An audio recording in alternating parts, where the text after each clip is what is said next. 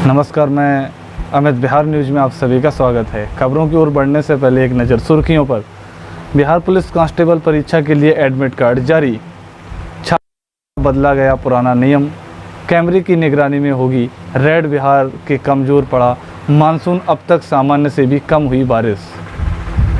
इस दिन से ट्रांसफ़र को लेकर बिहार के शिक्षक कर सकेंगे ई शिक्षा कोर्स पर आवेदन। जिम्बाब्वे की सीरीज जीतकर शुभम गिल ने बनाया नायाब रिकॉर्ड।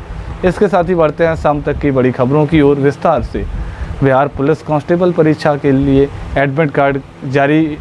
बिहार पुलिस कांस्टेबल परीक्षा 2024 के लिए central selection board of constable Bihar की ओर से एडमिट कार्ड जारी कर दिया गया है। योग्य उम्मीदवार आधिकारिक वेबसाइट से अपना एडमिट कार्ड डाउनलोड कर सकते हैं। 7 से 28 अगस्त तक दोपहर 12 बजे से 2 बजे तक लिखित परीक्षा आयोजित की जाएगी। परीक्षा के दिन उम्मीदवारों को सुबह 9:30 बजे पर अपने संबंधित केंद्रों पर रिपोर्ट करना होगा। भर्ती अभियान का उद्देश्य कुल 21,391 पुलिस कांस्टेबल पदों को भरना है। बिहार पशु विज्ञान यूनिवर्सिटी कर रहा है मुर्गों की 5 नई प्रजातियों पर रिसर्च। मांसाहार भोजन करने वाले लोगों को जल्द ही नई प्रजातियों के मुर्गों का स्वाद चखने को मिलेगा। इसे लेकर बिहार पशु विज्ञान विश्वविद्यालय जल्द ही नया आयाम निकालने जा रहा है। बिहार पशु विज्ञान विश्वविद्यालय 5 नई मुर्गों की प्रजातियों पर शोध कर रहा है, जो जल्द ही बाजार में उपलब्ध हो जाएंगी। इन्हें दूसरे प्रजातियों से क्रॉस प्रजनन कर तैयार किया जा रहा है। इनमें red cornish, Kadaknath red cornish पर IR रेड कॉर्निसिंग, फ्लाई माउथ रॉक के अलावा ककना और RIR रेड कॉर्निसिंग शामिल हैं। शोध विशेषज्ञों का दावा है कि नई प्रजातियों की मुर्गियां अधिक अंडे देगी और मुर्गों का वजन भी अधिक होगा। साथ ही मौजूद मुर्गों से इसका स्वाद भी अलग रहेगा। प्रोटीन की मात्रा भी अधिक होने की बात कही गई है। बिहार में कमज़ोर पड़ा मानसून, अब तक सामान्य से भी हुई है कम बारिश। पिछले कुछ दिनों से लगातार बारिश की वजह से लोगों की उमस भरी गर्मी को राहत मिली थी, लेकिन मौसम विभाग की ताज़ा अपडेट के अनुसार अब बिहार में मानसून का असर कमज़ोर पड़ गया है। ऐसे में इस सप्ताह बारिश के आसार नहीं बताए जा रहे हैं। हालांकि कुछ जगहों पर हल्की बारिश हो सकती है, लेकिन वह नाकाफ़ी साबित हो रही होगी। वहीं मौसम विज्ञान केंद्रों के मुताबिक बिहार में जितनी बारिश होनी चाहिए थी, अभी तक उतनी नहीं हुई है। 20 जून से बिहार में मानसून एक्टिव होने के बाद से अब तक सभी जिलों की अच्छी बारिश होने के बावजूद यह सामान्य से 52% तक कम है। बिहार म्यूजियम और पटना म्यूजियम को जोड़ने वाली सुरंग के निर्माण कार्य में आएगी तेजी से। बिहार म्यूजियम को पटना म्यूजियम से जोड़ने वाली सुरंग के निर्माण कार्य में अब तेजी आने की उम्मीद है। 5,542 करोड़ रुपए की संशोधित लागत से बन रही इस सुरंग के निर्माण को लेकर नगर विकास और आवास विभाग द्वारा पुनः 1 करोड़ खर्च की मंजूरी दे दी गई है। कार्यकारी एजेंसी द्वारा यह राशि दिल्ली मेट्रो रेल कॉरपोरेशन को उपलब्ध कराया जाएगा। इससे पहले विभाग द्वारा 3 किस्तों में 335 करोड़ DMRC को उपलब्ध कराया जाएगा। वहीं बचा हुआ रुपए उपलब्ध कराना बाकी अभी भी है। मालूम हो कि देश में 2 म्यूजियम को जोड़ने वाली है अपनी तरह की पहली सुरंग है। यह सुरंग जमीन से 15-20 मीटर नीचे बनेगी। बिहार के सरकारी विद्यालयों में इस दिन से शुरू होगी नई योजना। शिक्षा विभाग द्वारा अपने बजट में सम्मिलित नई योजनाओं को धरातल पर उतारने की प्रक्रिया तेज कर दी गई है। स्कूली शिक्षा के लिए माइक्रो इम्प्रूवमेंट प्रोजेक्ट को 15 अगस्त से लागू करने की तैयारी की जा रही है। इस प्रोजेक्ट को विद्यालय स्तर पर कक्षा 6 से 8 तक छात्र छात्राओं में विज्ञान के प्रति रुचि जगाने के लिए शुरू किया जा रहा है। इस प्रोजेक्ट के अंतर्गत हर महीने विज्ञान एवं गणित की पाठ्य पुस्तकों से एक पाठक का माइक्रो इम्प्रूवमेंट प्रोजेक्ट के सभी विद्यालयों में वर्ग 6 से 8 के लिए भेजे जाएंगे। पाठ्य पुस्तकों में समाहित सभी शीर्षक से संबंधित प्रोजेक्ट के पूरे होने तक यह चक्र चलता रहेगा। वहीं इसको भी बदला गया है। पुराना नियम कैमरे की निगरानी में होगा। रेड देश में नए कानून लागू होने के बाद अब आय से अधिक संपत्ति मामले में अभियुक्तों को ठिकानों पर होने वाली छापेमारी समेत अन्य सभी प्रक्रिया की वीडियो रिकॉर्डिंग की जाएगी। अब अभियुक्तों के ठिकानों पर कैमरे की निगरानी में छापेमारी होगी।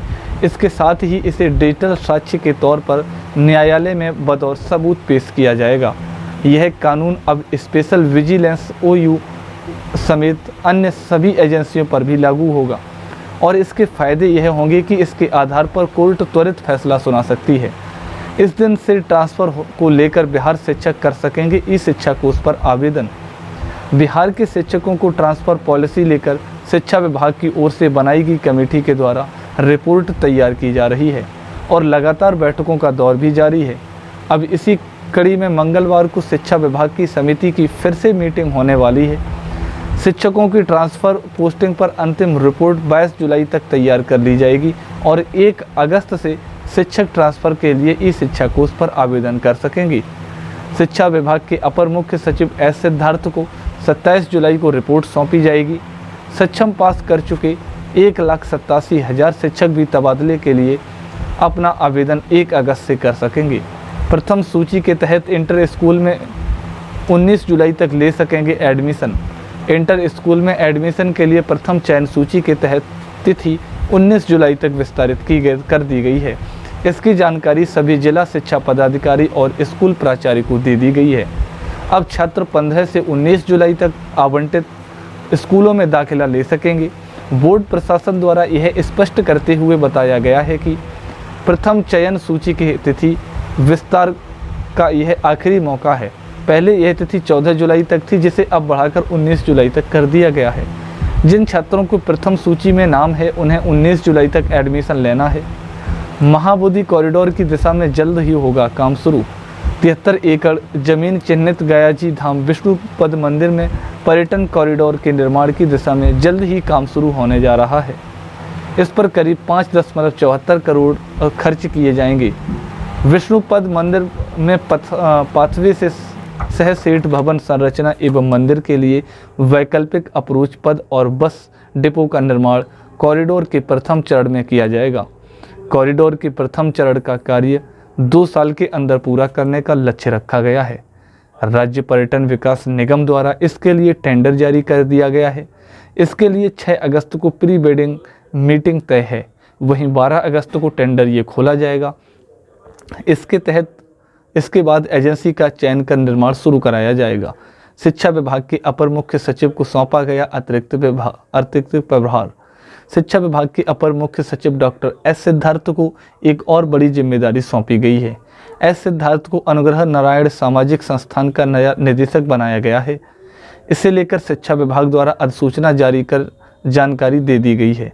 जारी अधिसूचना के अनुसार शिक्षा विभाग के सचिव वैद्यनाथ यादव को अनुग्रह नारायण सिन्हा सामाजिक अध्ययन संस्थान पटना की अतिरिक्त प्रभार से मुक्त कर शिक्षा विभाग के अपर मुख्य सचिव डॉक्टर एस सिद्धार्थ को यह प्रभार सौंपा गया है। तत्काल प्रभाव से यह आदेश लागू हो गया है। नीतीश सरकार में बीजेपी मंत्री ने कबूला बिना पैसे के नहीं हो रहे गरीबों के काम। बिहार में मुख्यमंत्री नीतीश कुमार की अगुवाई वाली एनडीए सरकार में बीजेपी के मंत्री दिलीप जायसवाल ने कबूल किया है कि गरीबों का कोई काम बिना पैसे लिए नहीं हो रहा है। मंत्री दिलीप जायसवाल के कबूलनामे से भूमि सुधार विभाग के अधिकारियों में खलबली मच गई है। राजस्व एवं भूमि सुधार मंत्री दिलीप जायसवाल ने यह स्वीकार किया है कि अंचल स्तरीय कार्यालयों में दाखिल खारिज समेत जमीन से जुड़े अन्य कार्यों में भ्रष्टाचार व्याप्त है। अंचल कार्यालयों में के भ्रष्टाचार से विभाग की बदनामी हो रही है। मंत्री ने अफसरों से अपील की है कि इस महीने से भ्रष्टाचार को 10% कम करने का अभियान शुरू करें। अनंत अंबानी की शादी में हो रहा पैसों की बर्बादी। जीतन राम मांझी का बयान रिलायंस वन शौकत के लिए करोड़ों रुपए पानी की तरह झोंक दिया गया। यदि मुकेश अंबानी गरीबों के लिए कुछ करते, तो उनके उत्थान के लिए कुछ करते तो बेहतर होता। विधानसभा उपचुनाव के नतीजों को एक तरफा कहना सही नहीं। किसी त्यागी का बयान। देश के 7 राज्यों की 13 विधानसभा सीटों पर हुए उपचुनाव में इंडिया अलायंस की प्रचंड जीत हुई है। कांग्रेस 4 सीटों पर जीत हासिल करने में कामयाब हुई, जबकि 1 सीट पर डीएमके और 1 सीट पर आम आदमी पार्टी की जीत हुई है। वहीं टीएमसी ने 4 सीट पर जीत दर्ज की है, जबकि बीजेपी के खाते में सिर्फ 2 सीट गई हैं। वहीं बिहार की रुपौली सीट से जेडीयू और राज दोनों को करारी हार का सामना करना पड़ा है। यहां से निर्दलीय प्रत्याशी की जीत हुई है। अब विधानसभा उपचुनाव को लेकर जेडीयू के राष्ट्रीय प्रवक्ता केसी त्यागी ने अपनी प्रतिक्रिया दी है। केसी त्यागी ने एएनआई से बातचीत में कहा है कि उपचुनाव के नतीजे जो भी हों, हम लोगों को जनादेश का स्वागत करते हैं। उन्होंने कहा कि 1-2 जगह पर कांग्रेस को ज़बरदस्त जीत मिली है और उन्हें इससे खुश होना चाहिए, लेकिन इससे एक तरफा फैसला मानना गलत है। आरसीपी सिंह जल्द कर सकते हैं नई पार्टी का ऐलान। मीडिया में चल रही खबरों के अनुसार कभी नीतीश कुमार के बेहद करीबी माने जाने वाले आरसीपी सिंह जल्द ही अपनी नई पार्टी बना सकते हैं। इतना ही नहीं, कहा जा रहा है कि सारी तैयारियां भी पूरी कर ली गई हैं और बस इसकी घोषणा बाकी है। मीडिया में चल रही खबरों के अनुसार बताया जा रहा है कि आरसीपी सिंह ने हाल ही में अपने कुछ खास लोगों के साथ गांव मुस्तफ़ापुर में अहम बैठक की है और आगे की रणनीतियों पर भी चर्चा की है। बता दें कि वैसे तो आरपी सिंह फिलहाल बीजेपी में, लेकिन राजनीति में उनकी कहीं कोई सक्रियता नहीं दिख रही है। जिम्बाब्वे के खिलाफ सीरीज जीतकर शुभमन गिल ने बनाया नायाब रिकॉर्ड। रविवार को भारत और जिम्बाब्वे के बीच हरारे स्पोर्ट क्लब में 5वां T20 इंटरनेशनल मैच खेला गया, जिसमें टीम इंडिया ने 42 रनों से जीत दर्ज की है। वहीं इसके साथ भारतीय टीम ने 5 मैचों की सीरीज को 4-1 से अपने नाम कर लिया है। वहीं सीरीज जीतते हुए भारतीय टीम की कप्तानी करते हुए शुभमन गिल ने अपनी पहली सीरीज में एक नायाब रिकॉर्ड दर्ज किया है। विदेश में खेली गई सीरीज में 4 T20 हैं। विदेश में खेली गई 4 T20 इंटरनेशनल मैच में जीत हासिल करने वाले शुभमन गिल पहले भारतीय कप्तान बन गए हैं। आज तक उनसे पहले कोई भी कप्तान विदेश में जाकर एक सीरीज में 4 इंटरनेशनल मैच नहीं जीत पाया है। आप बिहार की हर अपडेट के लिए जुड़े रहेंगे और हर राजनीतिक खबर के लिए देखते रहें AP91। मुझे दीजिए इजाज़त। धन्यवाद। Thank you. All the best.